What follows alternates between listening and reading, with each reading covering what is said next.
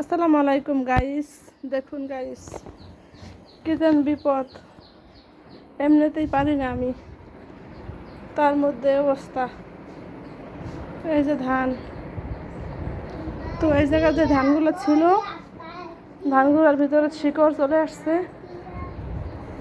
আর ঘর দুয়ারের কী অবস্থা, এই ধান রক্ষা করতে গিয়ে ঘরের অবস্থা শেষ। আর এই যে দিয়েছি রৌদ্র ধান, আর এই যে রৌদ্রের অবস্থা, আল্লাহ পাক কয়েকদিন পরে আজকে রোদ দিয়েছেন। আল্লাহর কাছে লাখ কোটি শুকরিয়া, সবারই উপকার হবে। তো এই যে ধান, আমি একা গাইস, সবাই একটু আমার জন্য দোয়া করবেন।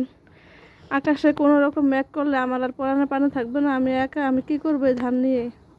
ঘরে আরও অনেক ধান রয়েছে, ওই রুমেও ধান আছে, ওই যে ওইটার ভিতরেও ধান রাখা আছে প্রায় 15 মনের মতো, সব ধান ভিজা।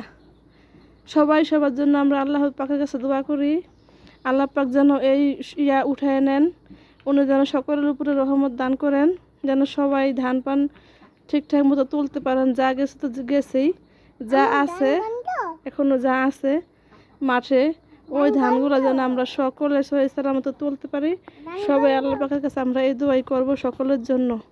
আল্লাহ পাক যেন সকলের উপরে খুশি হন, রোদ্রে উঠিয়ে দেন, মেঘ তুফান সব কিছু যেন কাটিয়ে নেন। তো সকলে ভালো থাকবেন, দোয়া করবেন আমাদের জন্য। আল্লাহ হাফেজ।